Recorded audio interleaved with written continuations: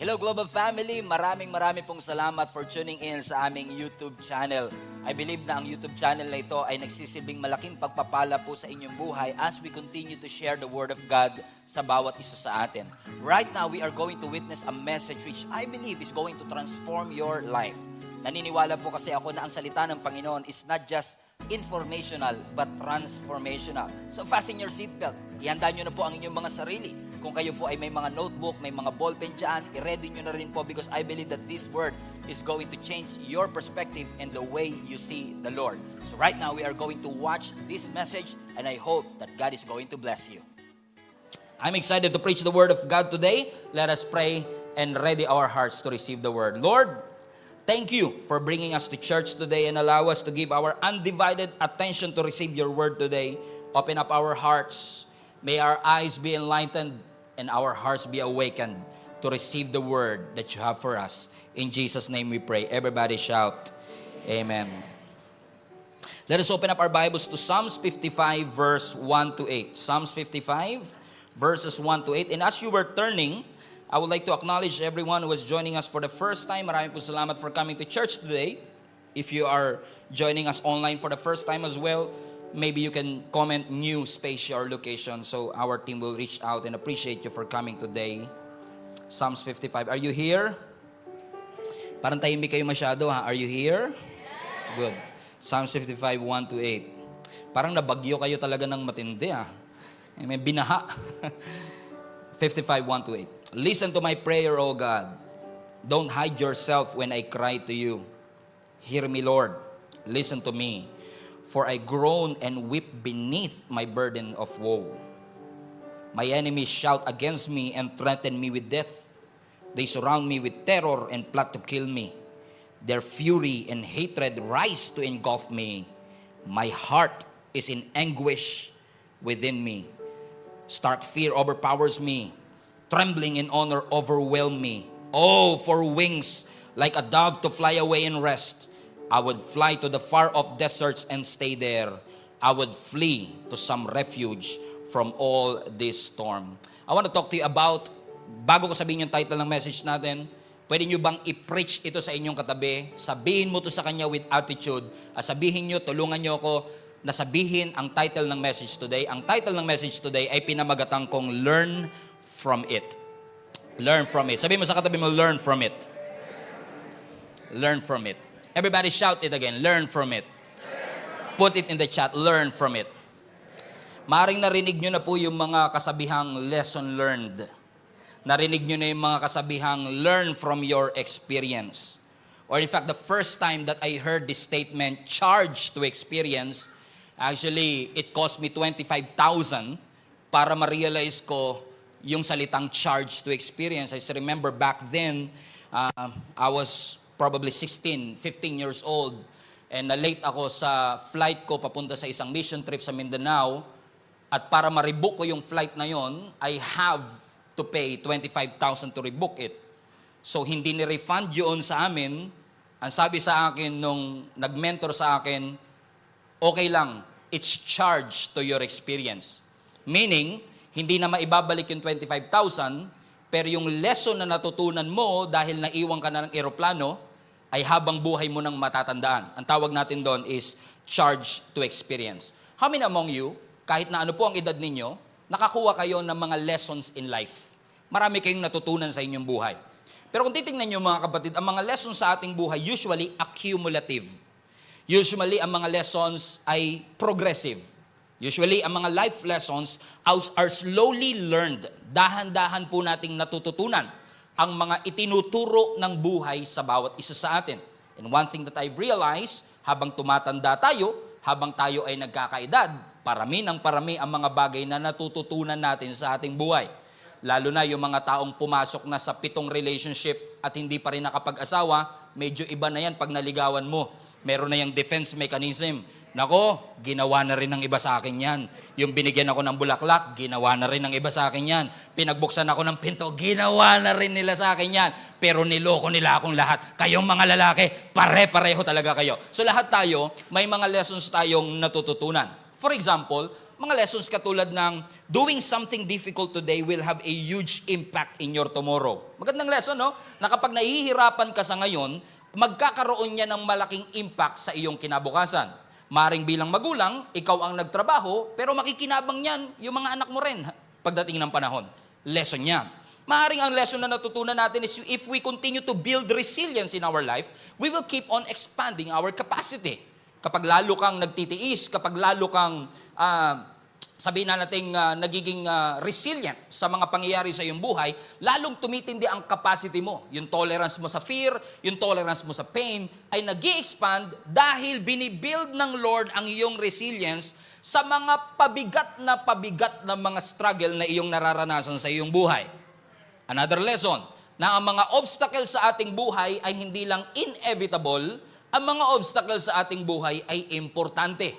Lahat ng tao ay dadaan sa mga challenges, difficulty, at obstacles ng ating buhay. Hindi kasi po pwedeng bigla ka na lang magle-level up sa level 65 all of a sudden. Kailangan pagdaanan mo yung level 1, level 2, level 3, kasi kapag bigla kang pre-promote sa level 65, you don't know how you went there in the first place, and you don't know why you are there in the first place. At dahil hindi mo alam kung paano at kung bakit ka nandoon, hindi ka magtatagal sa level na yon. Kailangan kumpletuhin mo yung level that you are on today before you go to the next level of your life.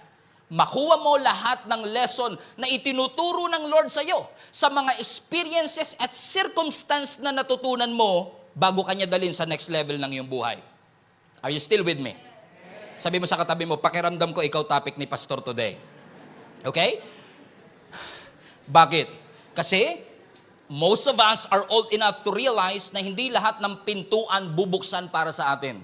Hindi lahat ng mga taong ngingiti sa iyo. Hindi lahat ng mga sitwasyon are in your favor. Not everyone will love you. Not everyone will smile at you. Not everyone will open their arms to accept all of you.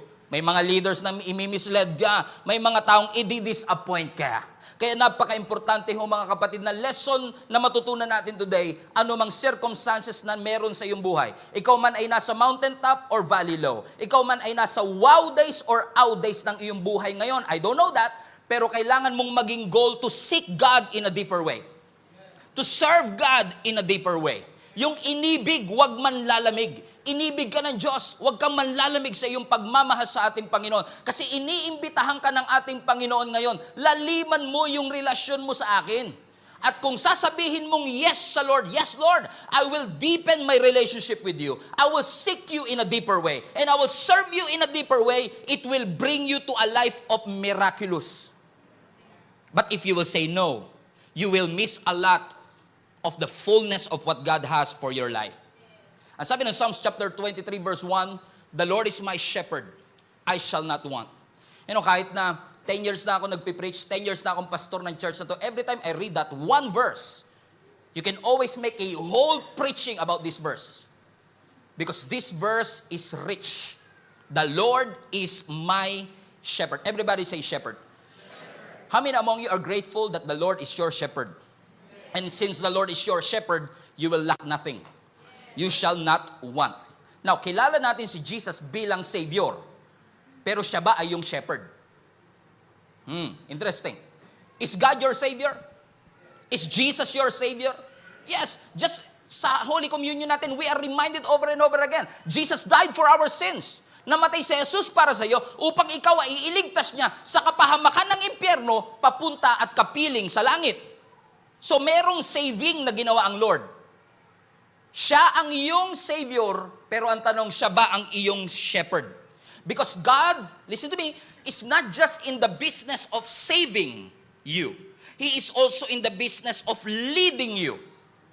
Because the shepherd leads. The shepherd leads. Ang shepherd, siya yung leader. Siya yung nauuna. So God is not just interested in forgiving your past, saving, but is also interested in leading you to a bright future. Comprende? Nakalimutan nyo na, comprende? Amen, si Lord, hindi lang niya pinatawad ang nakaraan mo. Tapos na yun eh. Ginawa na ng Lord 2,000 years ago, pero ang ginagawa naman ng Lord sa'yo, inililid ka niya sa mas magandang future. Sabi nga ni Dayan, no, naalala nyo nung last Sunday, ang sabi ni Dayan, ang Christianity is not just, ang buhay natin, ang gusto ng Lord, in essence, ang sinasabi niya sa atin, ang buhay natin, ang gusto ng Lord ay hindi lang tayo basta i-improve. Naalala niyo yung sinabi niya, Christianity is not just improving your life, but transforming your life. I love that. Totoo eh. Ang buhay natin bilang isang Kristiyano, kasi madalas, pag tinanggap mo si Jesus bilang yung tagapagligtas, kapag ginawa mo siyang Panginoon ng iyong buhay, ang sinasabi, Lord, i-make over mo ang buhay ko, i-improve mo ang buhay ko, pabaitin mo ako. Sabi ng Lord, hindi ko lang gustong pabaitin ka, gusto kong buhayin ka. Ang gusto ng Lord, hindi lang make over, gusto niya take over. Gusto ng Lord, siya ang maging presidente, siya ang mag-lead ng iyong buhay kasi meron siya magandang plano and He has leading us to a bright future of our life. Now, ang question, gusto mo ba yun? At ang tanong natin, ganun nga ba ang pagkakilala natin sa ating Panginoon? Because I say this all the time. Hindi porket nagsisimba tayo, nagiging Christians tayo. Hindi porket pumasok ka sa Jollibee, nagiging burger steak ka, right? Correct? You have to experience Jesus. Gusto mo ng transformation, kailangan ma-experience mo sa Jesus. Napakahalaga ng experience sa Christianity natin. So ang tanong ko sa iyo, si Jesus ba kilala mo lang historically or experientially? Kasi kapag kilala mo lang siya sa libro, nabasa mo siya, narinig mo siya, nakita mo yung miracle niya pero ginawa sa iba pero hindi nangyari mismo sa iyo, kilala mo lang siya historically pero hindi mo siya kilala experientially. In fact, He is inviting you today. Gusto mo bang mabago ang takbo ng iyong buhay? Ang sinasabi ng Lord, if you want a transformed life, you have to experience God. Pagkatiwalaan mo siya na kahit parang pakiramdam mo, meron kang mas magandang plano, eh yung plano ng Panginoon ay mas maganda sa ating mga plano. Natatawa nga ako minsan eh. Minsan mas may tiwala pa tayo sa waiter kaysa sa Diyos. Think about it. Pag pumunta kayo sa restaurant, mag-o-order kayo sa waiter na hindi nyo kilala. Ang sasabihin mo, gusto ko ng sirloin steak. So may gusto ka, yung gusto mo, sinabi mo sa waiter na hindi mo kilala, na nabasa mo sa menu ng first time mo lang nabasa. Pero nagtitiwala ka, in a few minutes, dadali niya yung in-order mo.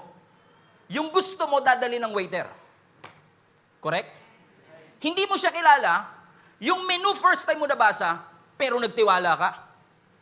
Eh minsan tayo, nahihirapan, hindi kayo ito taga-ibang church lang to. Kasi hindi nangyayari ito sa Jaya Kamanaba, perfect tayo eh. Oo, yung katabi mo perfect yan eh. Grabe pagtitiwala ng Lord niya sa Panginoon, buong buo. Walang pagdududa. Amen? Pero yung mga taga-ibang church, kala mo talaga perfect tayo, no? Pero tignan mo nagtitiwala ka sa waiter na hindi mo kilala, doon sa menu na nabasa mo, na first time mo lang nabasa, nadadali niya yung steak na in-order mo. Pero minsan sa Diyos, hindi tayo makapagtiwala sa Diyos na kilala tayo, that He will deliver what He said from the word that is proven to be true. Yung waiter, first time mo nabasa yung menu, hindi mo pa siya kilala, pero kay Lord, kilala ka, at yung word niya is proven to be true, nahirapan tayo magtiwala sa Kanya. Alam mo, na-realize ko mga kapatid, kung bakit hirap ang taong magtiwala sa Diyos, hindi nila na-experience ang Diyos. Because the more experience that you have with the Lord, the more you trust Him. Sino sa inyo ang hindi natatakot na walang-wala kayo ngayon kasi dati nung walang-wala kayo, nag-provide ang Diyos? Bakit nyo nasasabi? Talagang pagpera usapan, ano? Power? Talagang pagpera. Gusto ko yan. Bakit nyo nasasabi that God will provide? Kasi na-experience mo before na nag-provide siya. So, ibig sabihin yung experience mo na yon ang nagdulot sa'yo para mas magtiwala sa Panginoon ngayon. Na dahil ginawa ng Lord before, kaya niyang gawin sa atin ngayon. Alam niyo bakit? Kasi merong level of intimacy na hindi mo makukuha kakabasa lang ng libro. May level of intimacy kay Lord na hindi mo makukuha dahil lang in-underline mo yung verse. May level of intimacy na hindi mo makukuha dahil nakinig ka sa preaching ni Pastor Stephen. Na makukuha mo lang yung level of intimacy na yun kapag nakaranas ka ng hirap at tinulungan ka ng Lord makalagpas. Amen. Ibig sabihin, na-experience mo mismo na nag-provide siya. So ibig sabihin, when you testify right now that God provides, sinasabi mo siya hindi by theory, by experience. Na-experience mo mismong nag-provide siya before, so alam mo magpo-provide siya ngayon. So by experience, you know God will heal you. And by experience, I know God will heal kahit pa cancer. Kasi I've seen a lot of people in our church na may cancer, na diagnose na may cancer, sinabihang 3 buwan na lang ang kanilang buhay, pero 30 years later, buhay pa din. By experience. Because I've witnessed this. I've seen this happen, na nag-deliver siya at nag-protect siya sa atin. So ibig sabihin, mas lalo mong pinagkakatiwalaan ng Panginoon. Bakit? Kasi na-experience mo siya. Sino sa inyo ang makakapag-testify by experience that God can do a lot in your life? Sino sa inyo makakapag-testify by experience that God can bring a lot in your life? That God brings joy, that God brings peace, that God brings healing and protection and comfort. That with Jesus, we have a victor mentality. Let me repeat. With Jesus, you are victorious. With Jesus, you have that victor mentality, not victim mentality, not defeated mentality, not inferior mentality, but victor mentality. Why? Because by experience, alam mong pinagtagumpay ka ng Diyos. At by experience, alam mo, hindi mo pwedeng gawing unnecessary si Lord sa buhay mo. You cannot make God unnecessary in your life. Kahit gaano ka kayaman, kahit gaano ka ka-successful, kahit gaano ka ka-educated, hindi mo pwedeng sabihin hindi mo na kailangan ng Diyos. Kasi lahat tayo kailangan natin ng Diyos. Kasi nung mga panahong we are dead and helpless, wala kang kakayanang humingi ng tulong, tinulungan tayo ng ating Panginoon. By experience. Kaya nga nagbabala ang Lord sa mga Israelites, baka naman pag successful na kayo, makalimutan niyo ako. May kilala mo ba kayong ganon? Na nung nag-pray kay Lord, nung walang-wala, gumagapang pa. Lord, ibigay mo lang to. Maglilingkod ako sa iyo. Nung nag-a-apply pa lang ng visa papuntang abroad, Lord, pagdating ko ng Amerika, yung buhay ko ibibigay ko sa iyo, mag-start ako ng bagong church, yung church namin sa Gia Kamanaba, papagawan ko ng building. Nung nakarating na dun sa Amerika, hindi kayo ito, taga-ibang church to. Nung nakarating na sa, pansinin nyo ha, hindi ko sinasabing lahat, pero lahat, karamihan rather, ng Christian na pumunta ng ibang bansa, purposeful nung pumunta. May purpose. Dadaling ko ang gospel doon. Pag nakapunta ako ng ibang bansa, isi-share ko ang gospel ni Jesus Christ. Pag nakarating ako ng ibang bansa, tutulungan ko ang simbahan. Purposeful nung pumunta ng ibang bansa. So nung pumunta ng ibang bansa, may purpose. Nung nasa ibang bansa na, napalitan yung purpose ng pangarap. Hindi na pinurso yung purpose, ang pinurso nila yung pangarap. May kilala kayong taga-ibang church to, hindi kayo to. Hindi nangyayari sa atin to eh. Kaya nagbabala ang Panginoon, baka naman pag nabigay na lahat ng gusto natin, na-experience mo ang lahat patungkol sa Diyos, makakalimutan mo ako. Ano sabi niya sa Deuteronomy chapter 8 verse 11? But that is the time to be careful. Beware that in your plenty, everybody say plenty. Na sa karamihan ng blessings na nakukuha mo, nakalimutan mo ang Panginoon. Ingat. And decrease that I'm giving you today. Why? God is saying something to us. There will never be a moment in your life that you will make it without the Lord.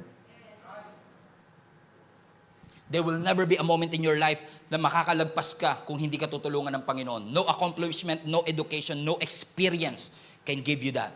Jesus is necessary. We need Jesus. All of us needs Jesus in our life. That's why if I am sick, don't give me a medical book. Give me Jesus. If I'm in trouble, don't give me a law book. Give me Jesus. If I'm in pain, give me Jesus. When I'm in bad situation, give me Jesus, because who Jesus is will clean the whole of who I am. Everybody shout, I need Jesus. Put that in the chat. I need Jesus. Come on, louder. I need Jesus. And in order for you to learn something from Him, you have to experience Him for yourself. Sino sa inyo mahilig kumain sa restaurant? Walang pera, kaya hindi kami ganyan, Pastor. Luto-luto lang ho kami. Pero at least nakapanood na tayo ng movie ng mga pumunta sa restaurant, so doon na lang tayo pumunta. Pasin nyo, di ba? Pag nasa restaurant ka, hindi porket nagbasa ka ng menu, nabusog ka na. Pero ba sa inyo, nung binasa mo, burger, steak, uy, busog na kagad ako. Binasa mo lang, nabusog ka na. Because reading the menu cannot fill you up. Hindi porket binasa mo yung menu, mapupuno ka kagad. No. You have to experience. Kailangan mo kainin para mabusog ka. Pansinin niyo yung mga Pharisees and Sadducees. Pansinin niyo yung mga Sadducees, laging malungkot yan. Kaya sad, you see.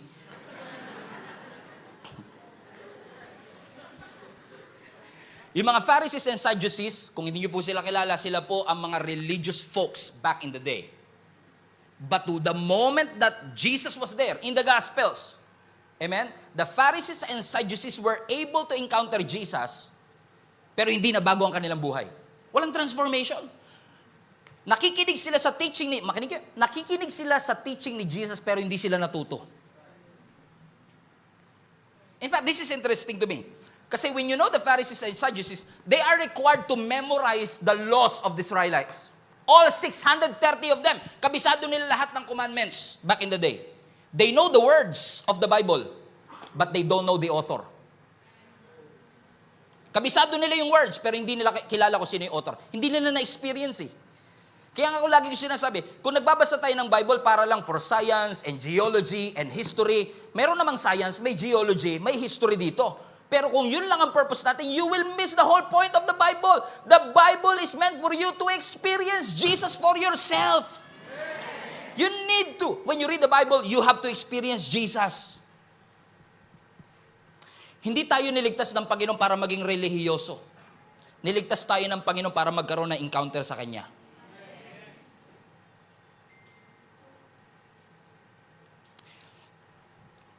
Kaya nakakalungkot yung iba, nagsettle na sa relihiyon.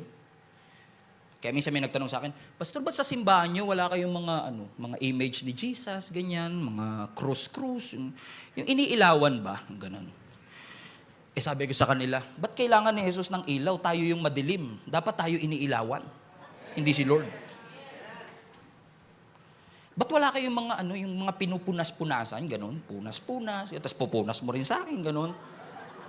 Sabi ko naman sa kanya, with all respect naman, sinabi ko, polite naman ako, sabi ko, sa totoo lang, hindi naman si Lord ang marumi. Ako ang marumi. Ako dapat pinupunasan, hindi si Lord. Diba?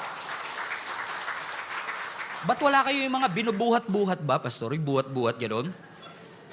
Sabi ko, sa totoo lang, ako kailangan ng buhat, hindi si Lord. Hindi mo kailangan buhatin si Lord eh. Hindi ko sinasabing, all of them mean well. Ginagawa nila yun kasi yun ang inaakala natin, ginawa rin nyo yun eh. Tama? Pero kasi, kaya natin siya ginawa, kasi akala natin, ang gusto ng Diyos, maging religious ka lang. Hindi gusto ng Lord maging relihiyoso ka lang. Kaya may kilala ako, kahit nasa dulo ko, Pastor, okay lang, kahit hindi ko masyadong naiintindihan, basta nandun ako sa church. Religious lang. Pero hindi na bago ang buhay. Gusto ng Lord, mabago buhay natin eh. Kaya ipapa-experience talaga ng Panginoon sa'yo.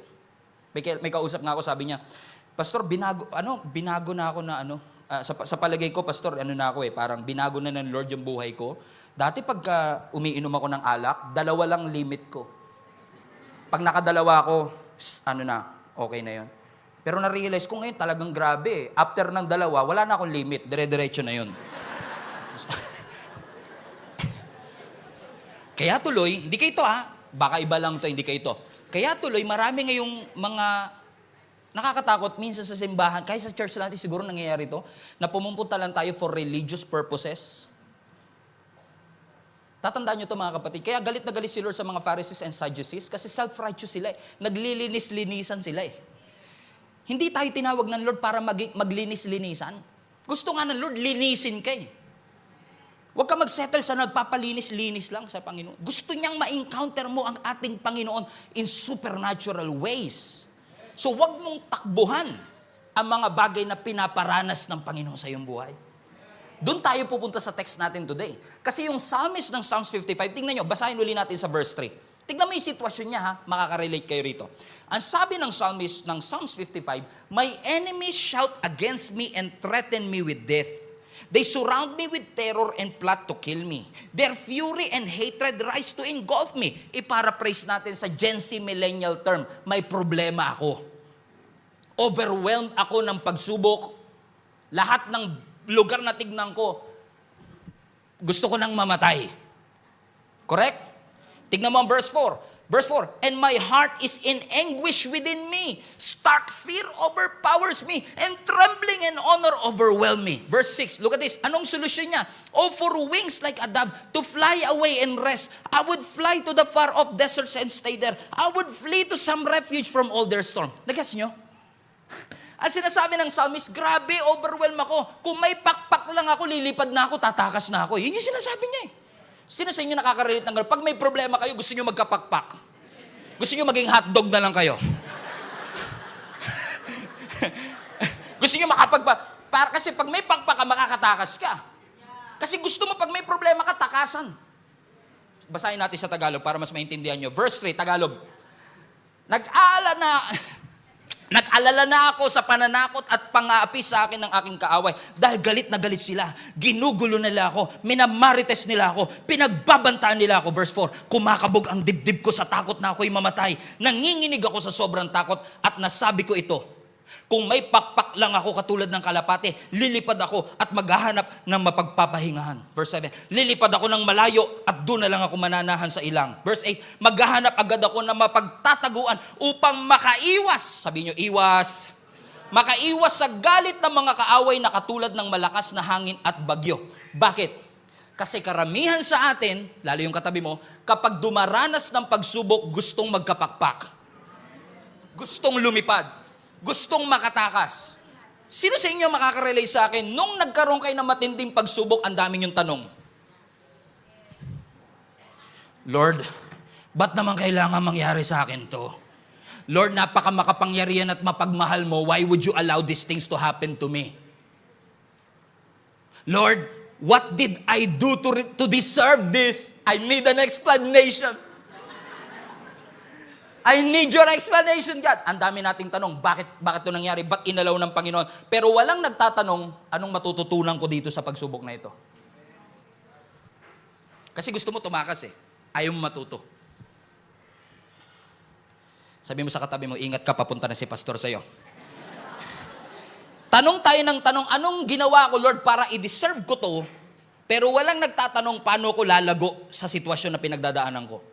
Gusto natin ang escape, gusto natin ang freedom as quickly as possible, but we don't want to get the wisdom of the things that we are experiencing right now, na ang gusto na Lord, kaya hindi kanya iniiwas, kaya hindi kanya binibigyan ng pakpak, kasi gusto niyang matuto ka sa circumstance ngayon para hindi mo na ulitin uli.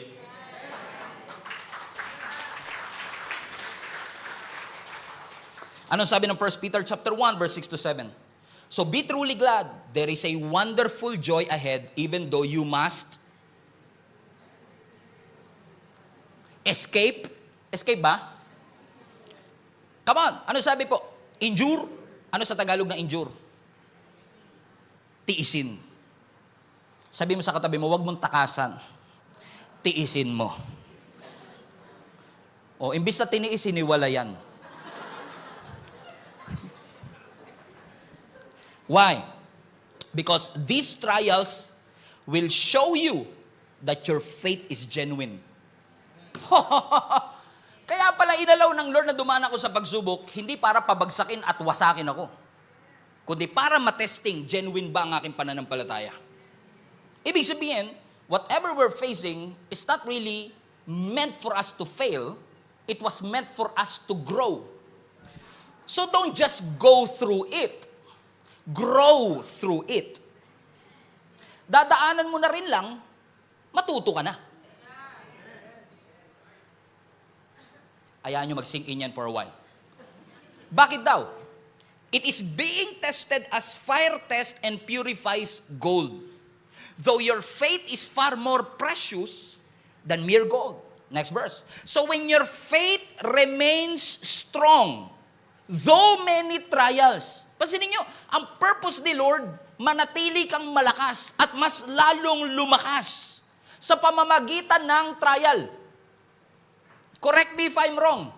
The way we read this, ang sinasabi ng Lord, hindi lalakas ang pananampalataya mo kung di ka dadaan sa problema. So sinasabi ng scripture sa atin, mananatiling malakas ang pananampalataya mo sa pamamagitan ng mga pagsubok na pagdadaanan mo. At kapag napagtagumpayan mo na, here you go, it will bring you much praise and glory and honor on the day when Jesus Christ is revealed to the whole world. May purpose pala si Lord.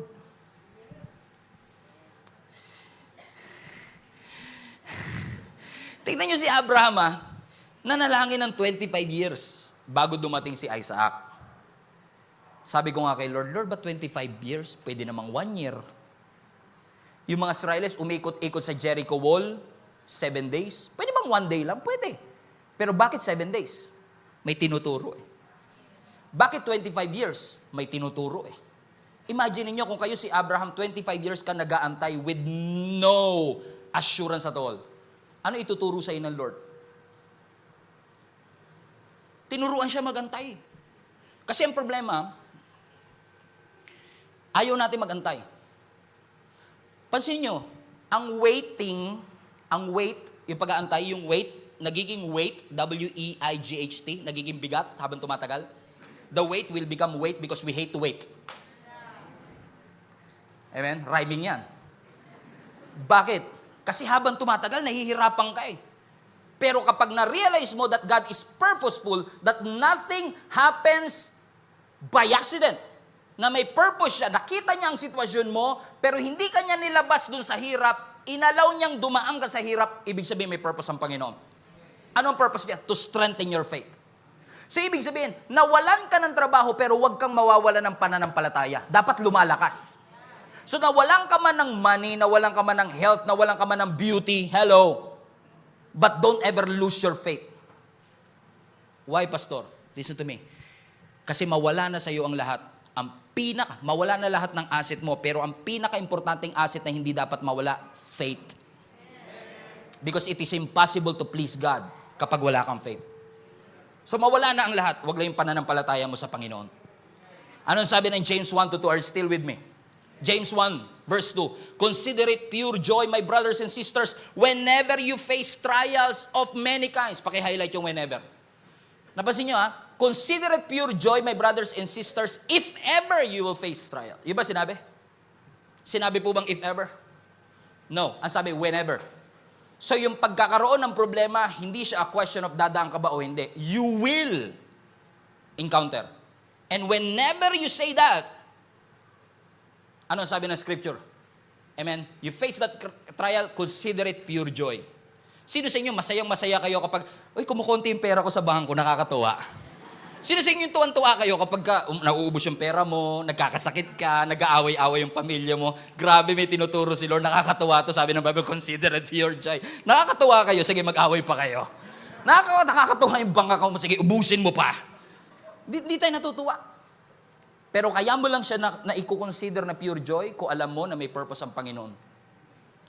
And in fact, some of you, pumunta kayo sa church at ine-expect ninyo nang ipipreach ni Pastor Stephen, tatapusin ng Lord ang mga pagsubok na iyong buhay. Guess what? Hindi ko ipipreach ever na tatapusin ng Lord ang mga pagsubok na iyong buhay. Kasi may mga pagsubok na hindi niya tinatapos. Gusto niya pagdaanan mo. Gusto niya pagtagumpayan mo. I'm here to remind all of you that God commanded us to endure and not to escape the problems and trials that we are facing right now. So kung may pagsubok, huwag ka mag-drop out. Magpatuloy ka, kapatid. Parang sa school. Sa buhay, pwede naman bumagsak eh. Huwag ka lang magda-drop out. Walang problema sa pagbagsak. Huwag ka lang magda-drop out. Huwag lang yung faith mo mawawala sa Panginoon. Alam niyo kung bakit? The trials that we face are actually a learning experience to us. Sino sa inyo mga kapatid makakapag-testify dahil sa mga pagsubok na pinagdaanan nyo, mas naging matalino kayo? Sabi mo sa katabi mo, congratulations, tumalino ka.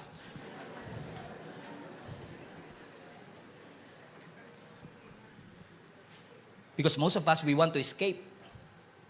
But God wants us to develop wisdom. God doesn't want you to come out of this struggle hopeless and empty. He wants you to learn from it. Ano natutunan nyo ng pandemic? 3 years yun. Para to sa mga taga-ibang church. Hindi sa inyo. Kung walang naituro ang pandemic sa inyo, yung pandemic is a missed opportunity. In fact, let me rephrase. Kung wala tayong natutunan during the pandemic, yung pandemic is a wasted opportunity. Tumaan tayo doon kasi gusto ng Lord matuto tayo. Nga lang, nakakalungkot, minsan, dumaan, pero walang natutunan. Huwag ka titingin sa katabi mo, wrong timing. Wrong timing. Ano main purpose in Lord? Wisdom. In fact, sabi ng Proverbs chapter 4 verse 7, getting wisdom is the wisest thing that you can do. In fact, ang gusto natin getting money is the wisest thing we could do. Pero ang sabi ng scripture, most of the time, listen to me, you don't need money. You need wisdom. In fact, sa New King James Version, wisdom is the principal thing. Wisdom is paramount. Ibig sabihin, yun ang pinakamahalaga sa lahat. Because if you have that wisdom, kung natuto ka, it will lead you to a better life. Kaya po ako, mga kapatid, naniniwala ko, ang experience, napakahalaga niyan. Amen. Kaya dapat pag may mga nagte-testify, nagsiselebrate po kami ng 30 years ng aming wedding. Palapakan nyo yan, Brad. Yung iba nga, hindi umabot ng 30 days eh. Sila umabot ng 30 years. Anong mga wisdom ang meron yung mag-asawang may? Ang daming wisdom niyan. Dahil sa mga experience sa kanilang pinagdaanan, kung natuto.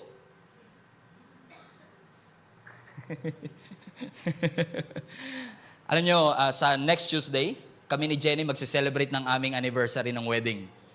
11 years. 11 years. 11-year anniversary namin. Anyo, sa 11 years na yon, maraming mga pagkakataong gusto ko na rin siyang iwan, gusto niya rin ako, mas maraming gusto niya ako iwan. Pero alam niyo, sa 11 years na aming pagsasama ni Jenny, we learned a lot. Wala pa rin kami sa lugar para mag-conduct ng marriage seminar, kasi 11 years pa lang. Eh kung magkakandak ako ng marriage seminar, 11 years pa lang kami, tapos yung mga aatin, mga 50 years na, mas marami silang wisdom compared to us. Pero tignan niyo ang sinasabi ng scripture. You must be intentional. Bring it back. Proverbs. Getting wisdom. Kinukuha siya. Natututunan siya eh. Bakit kasi yung wisdom is knowing what to do when you don't know what to do. Nararanasan niyo ba yun? Yung hindi niyo alam kung ano gagawin? Now, ano difference ng knowledge and wisdom? Lecture lang. Ano difference ng knowledge and wisdom? Ang knowledge, yun yung natutunan mo. Yung wisdom, yun yung natutunan mong in-apply mo. Okay? For example, ang seatbelt ba nakakapagligtas ng buhay? Knowledge yun. Alam mo, ang seatbelt nakakapagligtas ng buhay. Question, nagsi-seatbelt ka ba? Hindi. Kung hindi, walang wisdom. May knowledge, walang wisdom. Kasi ang wisdom, ina-apply mo yung natutunan mo. Comprende? So ano ang difference ng wisdom? Ang wisdom is knowing what to do when you don't know what to do it. And walking in wisdom will help us to make the right choice. That's why when you encounter a struggle, a suffering, a challenge in your life, Lord, what are you teaching me? Ano ang tinuturo niyo po sa akin? Kasi we can all agree. For example, kami ni Jenny magse-celebrate na ng 10 years na aking pagiging pastor. At kinakalculate ko, sa loob ng 10 taon na naging youth pastor ako at 10 taon na naging pastor ako ng church, I have preached at least 2,000 sermons, at least. Pero alam nyo, yung aking archive ng lahat ng mga preaching ko, kung meron man akong babalikan minsan, at minsan gagamitin ko sa ibang church o gagamitin ko sa ibang pagkakataon, kasi marami sa inyong hindi nakakahalata na minsan yung mga preaching ko nung iba, ginagamit ko rin uli, binabago ko lang yung terms. Kasi gets yung sinasabi ko, hindi nyo mo naaalata kasi parang bago pa din. Pero actually, matagal ko nang sinasabi yon. Amen? Kasi binabalikan natin yung nakaraan and every time na babalikan ko siya, titignan ko yung lumang outline ko. Meron ako mga bagay na i-improve. Kasi may mga natututunan na ako today na technique na hindi ko alam before. So nag-i-improve ka kasi natututo ka. Sino sa inyo mga kapatid nag-i-expect na pagpunta mo sa church, kung pumunta ka sa church na may utang ka, paglabas mo may utang ka pa din? Unless uutangan mo yung link up group mo mamaya. Di ba? Kung pumasok meron tayong financial struggle, may health problem, kung may sakit ka, malamang sa malamang paglabas mo may sakit ka pa din. Pero ba't nagsisimba ka? Ba't nagsisimba ka pa rin? Kahit paglabas mo may problema. Kasi nakakakuha ka sa church ng wisdom. Doon sa iyong pinagdadaanan. Kaya excited ko for the Word of God because you are getting something from the Word that might save you from making the worst decision of your life. Na imbis na tapusin ko ang buhay ko, imbis na gumawa ko ng bagay na pagsisisihan ko, salamat umatin ako ng church kasi meron akong nakuhang wisdom today. So pag uwi ko, praise the Lord. So pag uwi ko mamaya, meron pa rin akong financial trouble, pero at least alam kong God will provide. Natutunan ko yun. May wisdom ako ngayon. So ngayon, meron pa rin problem, pero natutunan ako. You learn from it. Amen? Everybody say, learn from it. Now, huwag kayong magagalit. Pero agree din ba kayo, hindi lahat ng nag-church, nag-overcome? Alam kong overcomer tayo lahat. Pero alam nyo din, na kahit na matagal na tayo nag-church, may mga area ng buhay natin, hirap tayong pagtagumpayan. We caught ourselves in the same cycle over and over and over again. Na, come on, maging totoo tayo, right? Bakit? Kala ko ba pinagtagumpayan na, di ba sabi mo, pastor, ikaw nagsabi niya na, di ba sabi mo, pastor, kapag ikaw ay na kay Kristo, matagumpay ka na. Opo, basahin natin ang 1 John chapter 5 verse 1. 5 verse 4 rather. 1 John 5:4. Watch this. For everyone who has been born of God overcomes the world. And this is the victory that has overcome the world, our faith. So pansinin nyo. Highlight, everyone. For everyone. So lahat daw nang na-born kay God, automatic they overcome the world. Ang sarap pakinggan. Pero nangyayari ba? Tama. Parang ang hirap pa intindihin, ang hirap paniwalaan, pastor, kasi ang dami ko struggle eh. Sabi, everyone that has been born of God overcomes the world. Hindi ko naman napagtagumpayan. Pero tingnan niyo itong verse na to. Revelations 3 verse 21. The one who conquers, I will grant him to sit with me on the throne. Highlight, the one who conquers. So, I need your brain cells here. Pag sinabi nating the one who conquers, ibig sabihin, may mga one na nagko-conquer. Hindi lahat nagko-conquer. Pero may mga nakakalusot at nagko-conquer. Balik mo sa verse kanina. Kala ko ba everyone? Ba't ngayon, next, ba't ngayon parang selective? Contradict ba tayo, pastor, sa Bible? Kino-contradict ba niya ang kanyang sinasabi? No. Kasi yung unang overcome, let's go back to that again. Yung sinasabing everyone, you are, watch this, you are an overcomer by position. Your position in Christ makes you an overcomer. Right? Pero sa next verse, your practice. So, you are not just an overcomer by position. The one who conquers is an overcomer because they practiced it. So, magkaiba. So, posibleng we are an overcomer by position because we are in Christ, pero by practice, hindi tayo nag-overcome. Hindi natin makita sa ating buhay. Kaya sabi ng scripture, may mga in position overcomer, pero hindi lahat ng nagtatapos overcomer.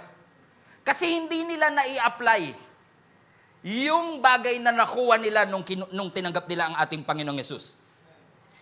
Let me elaborate, kasi wala masyado nag-i-amen. Nangyayari po ba sa inyong buhay na nakikita nyo ang inyong sarili that nangyari na to before and you're stuck with that same situation over and over again?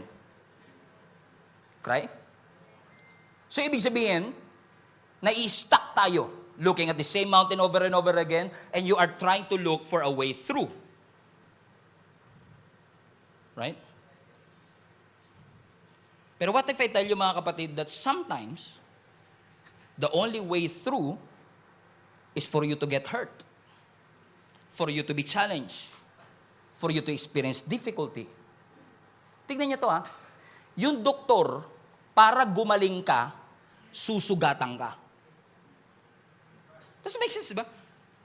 Pag inoperahan ka, papagalingin yung pancreas mo, pero susugatan ka muna.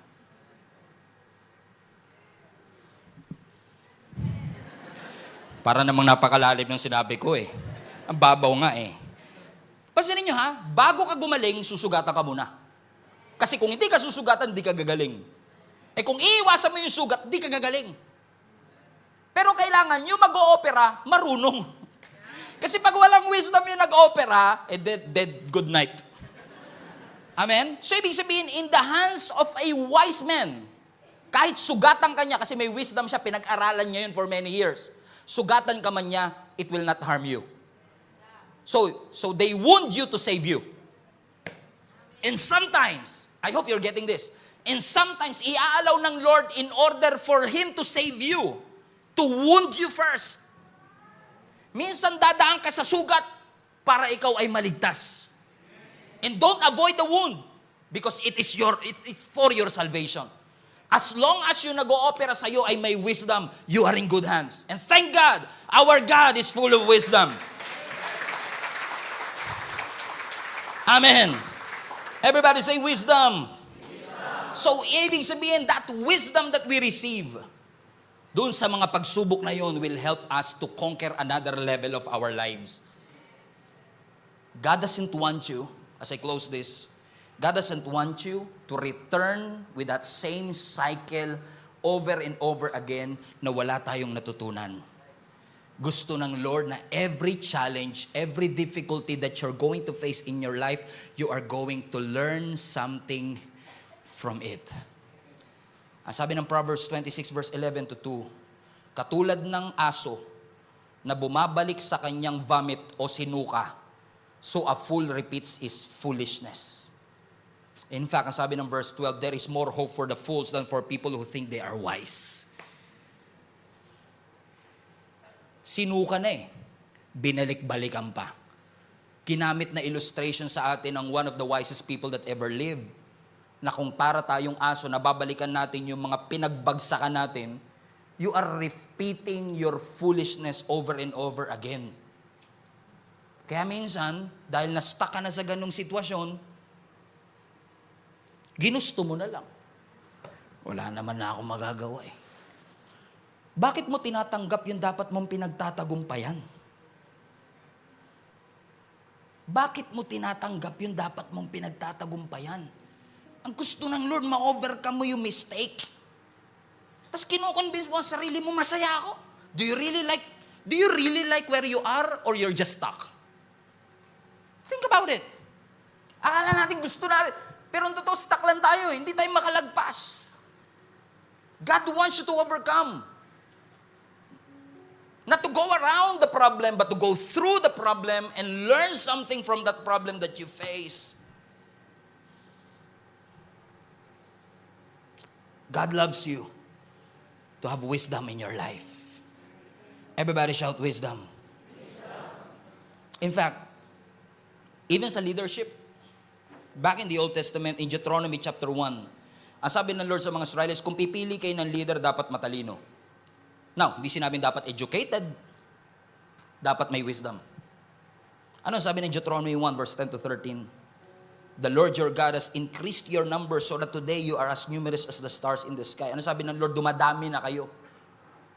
You're now becoming millions of Israelites.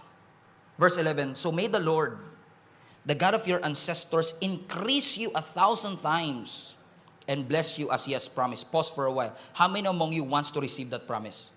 That God will increase you 1,000 times and bless as He has promised. But, kung i-increase ka ng Panginoon pero hindi nag-i-increase ang wisdom, that will not become a blessing for your life.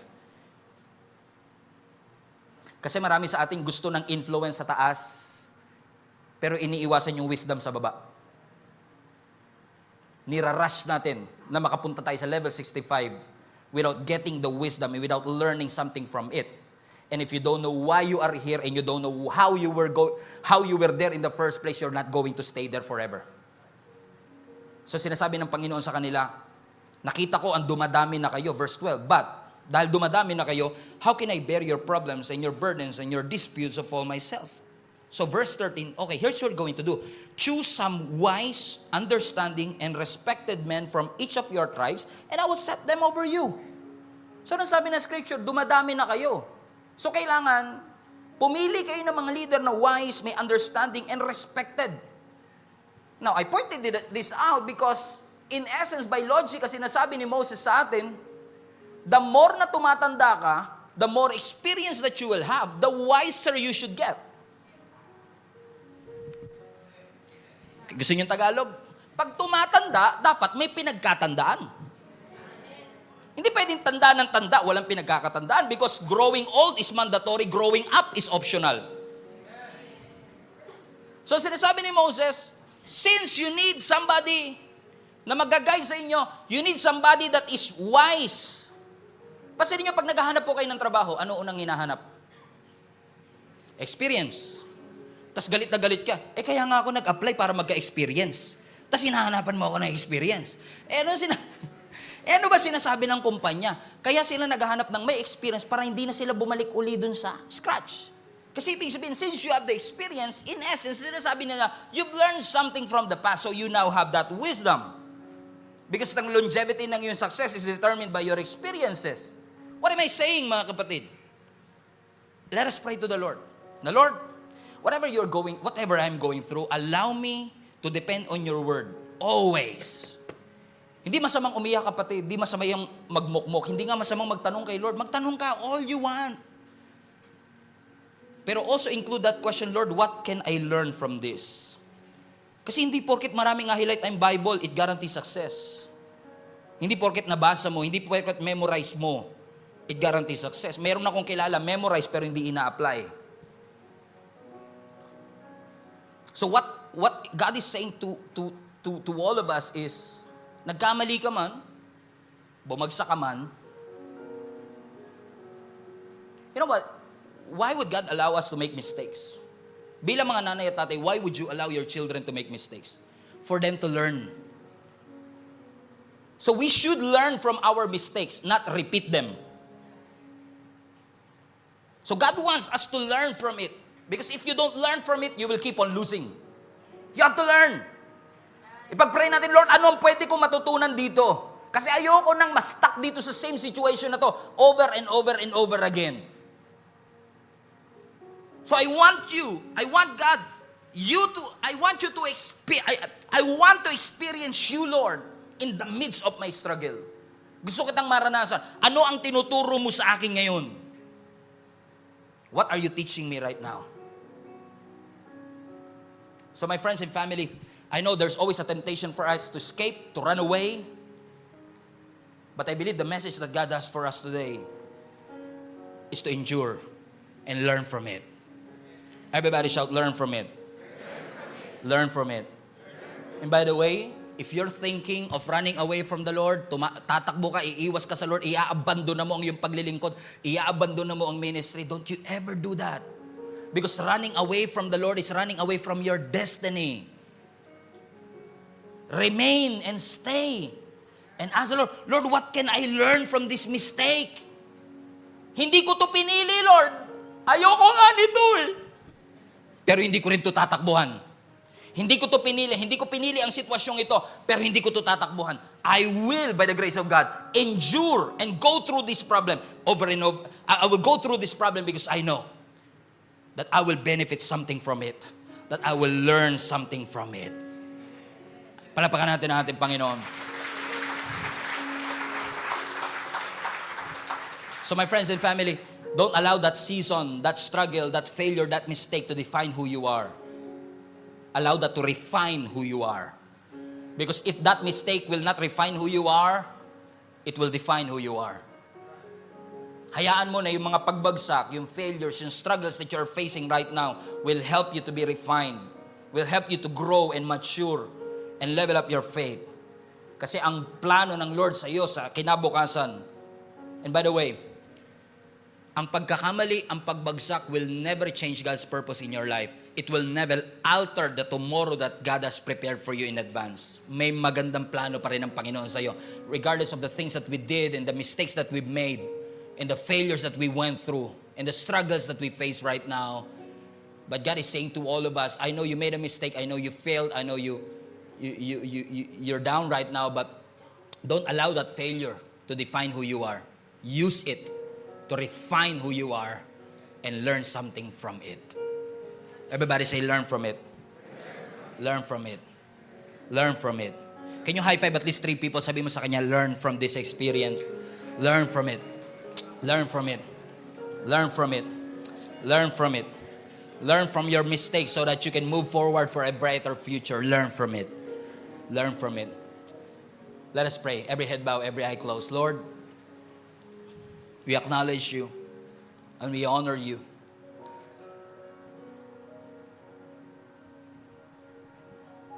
Because sometimes you will release us in our future that is not based on what happened to us in the past. And I thank you for your grace, O God, that we can learn from the past. We can learn from our mistakes.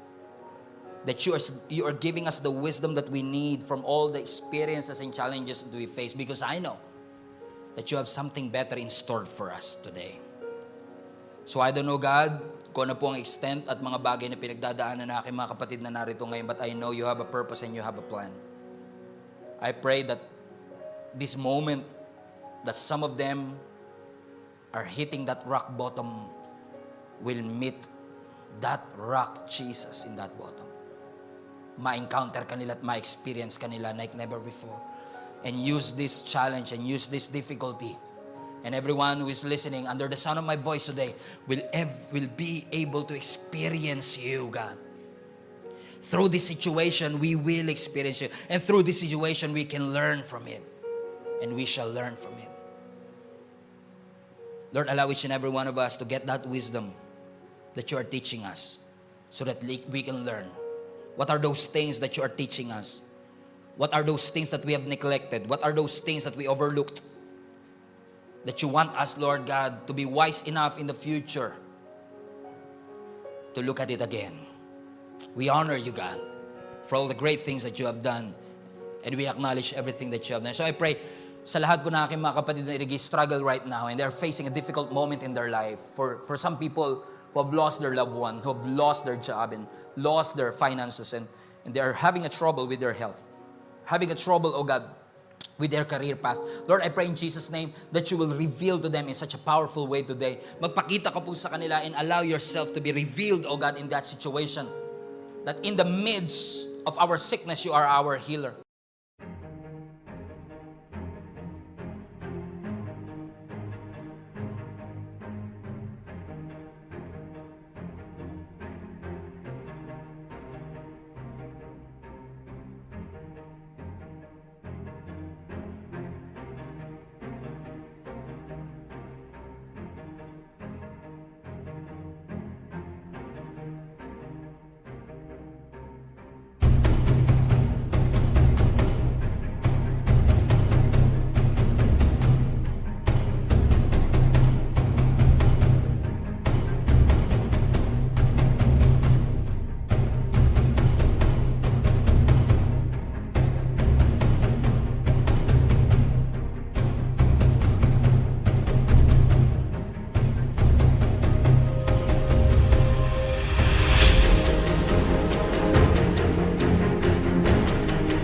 That in the midst of our trouble, you are our comforter. You are there to guide us. You are there to care for us. So Father, in the name of Jesus, meet us right now where we are and allow us to experience you like never before. Meet us here. Comfort us and remind us that all things will work together for the good of those who love the Lord. We honor you, Jesus. We acknowledge you. In Jesus' name we pray. Everybody shout, Amen. Hello, Global Family. You made it this far. Once again, marami pong salamat for tuning in. And I pray na yung salita pong ating napakinggan ay makapagbigay po ng conviction at malalim na revelation sa inyong puso upang mai-apply po natin sa ating buhay so that transformation will happen in our life. If this ministry have been a blessing into your life, I want to encourage you to share this video to some people that you know na maaaring nangangailangan din katulad mo ng mensaheng ito. In fact, I want to take it a little bit further, mga kapatid, and invite you to partner with us. If this video, if this ministry have been a blessing to you, I know in the future, it will be a blessing to somebody else as well. That's why if you want to partner with us financially, para maipagpatuloy po natin ang ginagawa ng Panginoon through Gia Kamanava, inihikayat ko po kayo to partner with us. Pumunta lang po kayo sa aming website, gia7b.com/give. At lahat po ng mga ways that you can support, ways that you could give para po sa ministering ito ay makikita po ninyo doon. You can give through GCash, debit card, credit card, bank remittances, at maging mga bank transfer. So, ano pang inaantay ninyo? Support the ministry mga kapatid para mas marami pa tayong maabot at mapuno po talaga natin ang langit. In fact, I want to take this opportunity as well. If you have been watching the video for quite some time, wala po kayong church na kinakabilangan and you want to deepen your relationship with the Lord, I want to encourage you to join our link-up groups. Ginagawa po namin yan in person or online. If this is impossible para po sa inyo na makapunta dito sa amin physically or in person, we have an online link-up group na ginagawa po namin sa iba't ibang dako ng mundo. If you want to be part of the link-up groups, ito po ay small groups na aming ginagawa kung saan ang bawat isa sa atin ay nagpapalakasan para ihatid tayo sa spiritual growth. Kung nais po ninyong makasama rito, all you have to do is go to our website, gscmnb.com/linkup. Ilagay nyo lang po kung saang location kayo naroroon. And I'm sure na meron po mga link-up groups na nababagay po at suwak po sa time zone ninyo kung nasaan man po kayo naroroon. Once again, marami pong salamat for reaching this far at naabot nyo po ang part ng video na ito. And I hope sa mga susunod pang video, mapagpala pa tayo ng lubos ng ating Panginoon. Keep spreading the word of God. Punuin natin ang langit and let us fight for our family.